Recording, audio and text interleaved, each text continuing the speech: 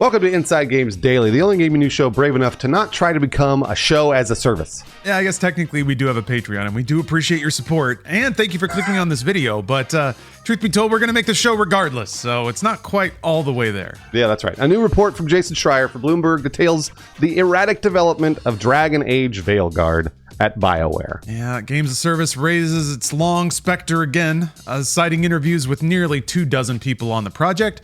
Schreier reveals that over the course of Dragon Age Veilguard's development, it was actually switched to a multiplayer service title and all the way back again at, of course, publisher EA's insistence. So basically EA demanded the game switch to what seemed like a model that would generate more money, then changed their minds when it wasn't that easy. Boy, oh boy, we've heard this story before. Star Wars 1 billion times. Damn. Yeah. Star Wars Battlefront 2, anybody?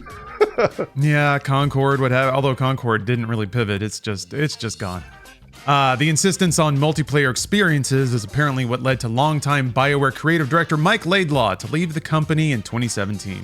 Schreier relates a melancholy scene in which Laidlaw shared some pricey bottles of whiskey with colleagues over the sad news that Dragon Age would pivot to multiplayer at EA's insistence and that he would be leaving the company because of it. Yeah, I wouldn't want to go through that. I remember Mike Laidlaw sharing some terrifying stories about the conditions of Dragon Age 2's development and the very short turnaround time required for that.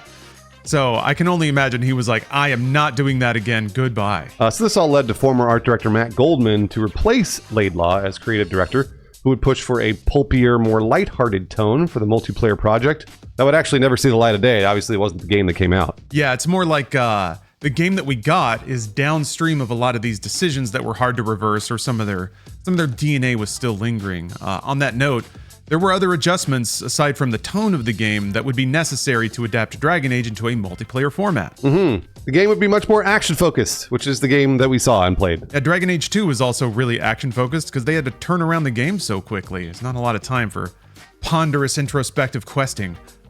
Similarly, instead of plugging through a massive story, the game would instead focus on replayable missions that could be repeated indefinitely online. Oh, boy, that sounds great, huh? Characters couldn't die because multiplayer games never end. So you don't really get that, pivotal decision-making that a lot of people associate with Dragon Age. In fact, it sounds like pretty much everything Dragon Age is now gone, so... Yeah. But that wasn't the last drastic shift for the project. Another massive shift came in 2020 with new studio head Gary McKay announcing that Dragon Age would move back to single player. He did it. Saved. I know.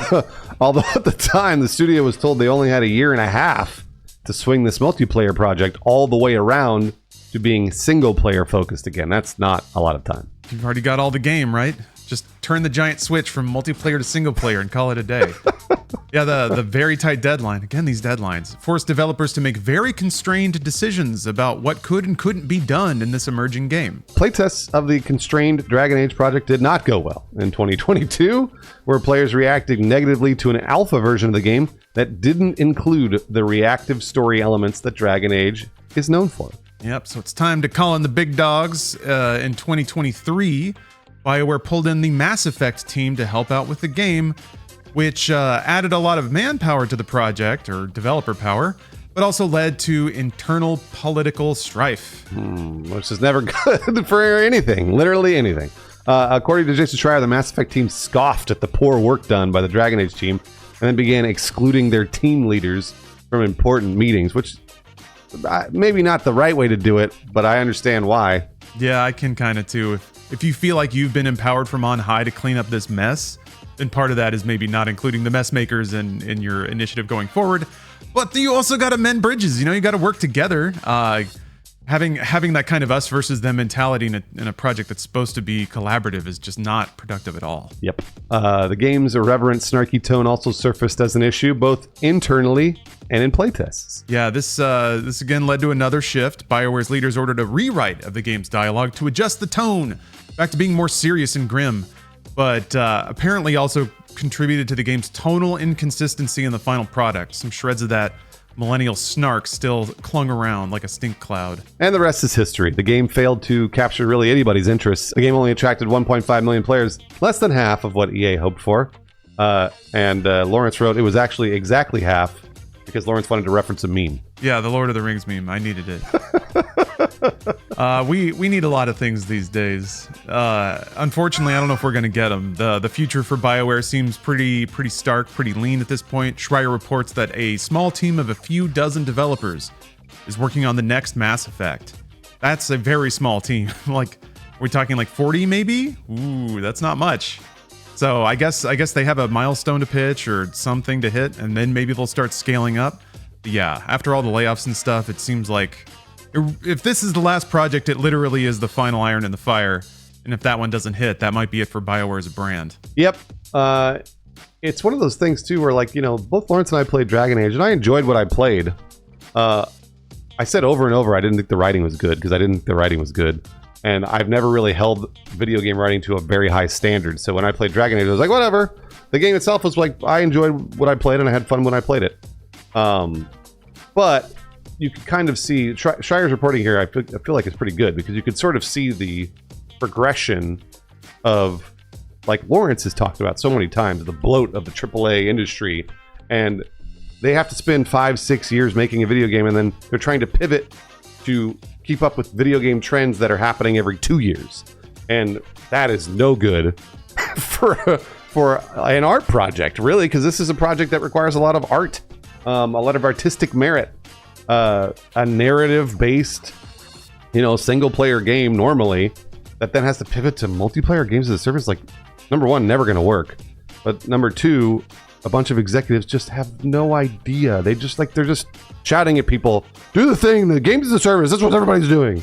And it'll never be good, but they're the ones with the money. I'm glad you acknowledged that, Bruce, because yeah, I agree. This is a well-told narrative that really does encapsulate just how frustrating and difficult it can be to ship a game, especially when all the circumstances around you are changing. I think we like to assume that, you know, the best games are because the best minds got in a room and came up with the best ideas and then executed on those flawlessly over the course of 4 or 5 years.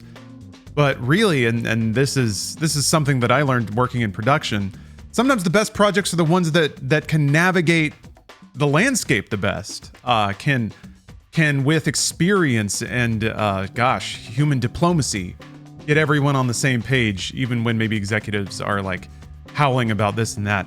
And I'm not saying that it's anyone's fault, just that this is a small snippet of the chaos that projects have to undergo, especially since, like you said, you put your creative, you know, stakes in the ground 6 years in advance. The winds shift every 2 years if you don't have management that has faith in the project or is in it for anything other than the most money in return for the time invested. That's when it starts to get really bad. So, and it sounds like it did get really bad. It is kind of shocking they were able to ship anything at all, and that what they did ship was as high quality as it was. I was going to say, actually, I feel for these developers, and also I commend them, because truly they did ship a video game that, while wasn't perfect, was playable, and I enjoyed it. So I, you know, you could tell I knew that it didn't feel, there wasn't a creative visionary driving this game. However, I still enjoyed what I played. And there are lots of developers that clearly put their heart and soul into this, even though there had been so much tumult above them. And I commend them. Yeah. God bless you if you decide to work on video games. I don't know who else could. I don't even know what that means. Whatever, it's just words. Hey, speaking of folks working on video games, I got to go to Summer Game Fest, played a load of games. The embargoes for those games are gradually trickling up, and today the embargo is up for Spine. Or Spine, this is Gunfu, which kind of tells you a whole lot, or tells you everything you need to know in a way. This is a Lawrence game through and through. You got a cyber babe named Redline, who is beating the shit out of a lot of cyber dudes in the cyber future. The combat system is Batman. It's Batman Arkham. They figured a lot of stuff out, and it's working here. You beat up guys, you get the takedown indicator, and whenever you do a takedown, you get these like crazy cool John Wick close range gun shit with the, you know, elbows always out and bang, bang, bang, and you're like, I don't know, it's awesome. It's the coolest thing in the world. There's also a dodge. You get a little indicator over your head. We've seen that before. What's kind of neat though is if you wait until right before you get hit, the indicator turns red, and if you dodge then she'll do a little shoot while she's dodging. So it's a way to dodge but also dish out a little damage at the same time. I did notice some variety in the combat. There's like shotgun henchmen, but if you take them out, you like kick them in the chest and grab the shotgun as it's falling down, so you get their gun. And then you get like 4 shots of these big shotgun blasts that can take out multiple enemies. So there is some strategy in the fights. You know, if you see a shotgun guy, you might want to flip over there and take him out first to get his gun and use that to take out everybody else really quickly. And, you know, just in general, the entire game is one big celebration of Hong Kong action cinema. John Wick is at the forefront of that right now, but John Wick itself is, of course, downstream of a bunch of other stunt action spectaculars, which were really rife in Hong Kong in the 80s and 90s. So I was playing the game and we were just kind of shooting cinematic references back and forth with the demoer. You know, John Woo, of course, came up, so I'm excited to see that. But I think the idea is that every level will have very explicit references in each one for dorks like me that are huge fans of the genre. A very obvious one in the level I played was that I walked into a room and the camera swung overhead right as I got a shotgun. So you're sitting there, you know, blasting dudes with a shotgun from a top-down perspective in what's normally a 3D brawler. There's a couple of other cool things about it. The story is pretty straightforward, but who needs art when you're dealing with a cool person wrecking a bunch of dudes? Redline is fighting an oppressive AI regime to save her brother from something. I don't know, who cares? But she gets an implant, the spine, the titular spine, who also has a voice, and you know they're kind of combative, and she hates it because she doesn't want implants or AI, but she eventually develops a begrudging partnership with her robot spine. Partner buddy action movie dynamics. It's the oldies are the goodies as far as I'm concerned when it comes to action. The game has a really good look. I think it's very pastel and neon, neon and cyberpunk, no shit, but also it's kind of a different shift of it. It's almost like Splatoon, where the game is in these vibrant duo colors. Even the cover art is like deep purple and bright lime green. Almost reminds me of Rage 2 in its aesthetic, where it's just like it's like spray paint symbolizes rebellion. So there's a lot of graffiti, a lot of like bright color against, like concrete or beige like that. So they're trying to get into that whole like, rebel against the status quo kind of stuff and do it while beating people up and shooting guys in the face. Music-wise, it's got music from La Castlevania, as a DJ that did music for John Wick 1 and 2 and 4. Apparently, La Castlevania saw the gameplay trailer and was like, that's rad. Can I do music for this game? And they were like, hell yeah, you can. So there's already a single out, and I guess La Castlevania is doing either parts of the score or just the whole soundtrack, which would be amazing. So yes, you're in the cyber future, you're John Wick beating dudes up to John Wick nightclub shootout music. And that's video games as far as I'm concerned. That's it. That's all of it. One last bit that I really like is that this developer is actually not new to the scene. Neki has been a developer since 2002, making a long string of mobile games. This is their first kind of console-style game. So I'm a big fan of developers that can do both or like scale up their productions in this way. So I'm already rooting for them. They got some underdog energy as far as I'm concerned. This game looks awesome. Oh yeah, they have their own animation engine that they actually license out. So this game is Unreal Engine 5 plus their own animation tech, which is what they use to render like all the crazy takedowns and stuff they have. So I'm looking forward to it. It looks like a fun ride. It's exactly my thing. So I was sold on it. Oh, one last bit. Apparently, so when I sat down to demo, they handed me like a DualSense controller that had custom art on it and stuff. And they were like, we made 5 of these controllers, 4 of them are here, and the 5th one we hope to give to Kojima. And I was like, oh, good luck. So I was playing the demo and stuff, and then I was like, man, that game's great. I was just chatting a little bit with the demo guy. And then I was chatting with somebody else, and then the demo guy came up and he was like, oh my God, I had no idea. Apparently, Jeff Keighley and Hideo Kojima were watching the demo that I was doing. And I had no idea. I was so entranced. But I got to play the game for them. So I hope they enjoyed the show. But yeah, then he ran out the door because he was trying to give the controller to the guy, but he had already been spirited away by his secret cadre bodyguards or whatever, stuffed into an autonomous drone and flown home. So that's sad, but we had our moment together, Hideo Kojima-san. I know we did. If you ever need somebody to come and play Spine for you in your home theater, I'm available. But apart from that, Spine looks awesome. It's a cool beat-em-up game. It's coming to PlayStation 5, Windows, Series X and S in 2025. I think that's the most recent date we've got. But yeah, it's just, I guess aside from, Dragon Age Veilguard, which had a very Spider-Man-y kind of combat system, there aren't a lot of games that just kind of lift that thing wholesale. And I think it's a great system, so I'm down with it. And it's got the coolest aesthetic I could ask for. So, certified Lawrence Classic. Look forward to it. I really hope they got that controller to Hideo. I hope he was able to get the controller. Now I'm worried. I really hope he got it.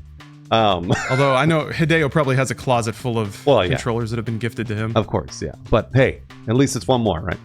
I want to say thank you to our patrons, our people that support the Inside Games Patreon every single month, Pitstrip and Keto White. We'd like to shout out those patrons because they wish Dragon Age were more snarky, which is, I don't even really know how that's possible. It had a lot of that millennial snark in it. We need a record scratch in the intro. Yup, that's me. There's a dragon right behind me, isn't there?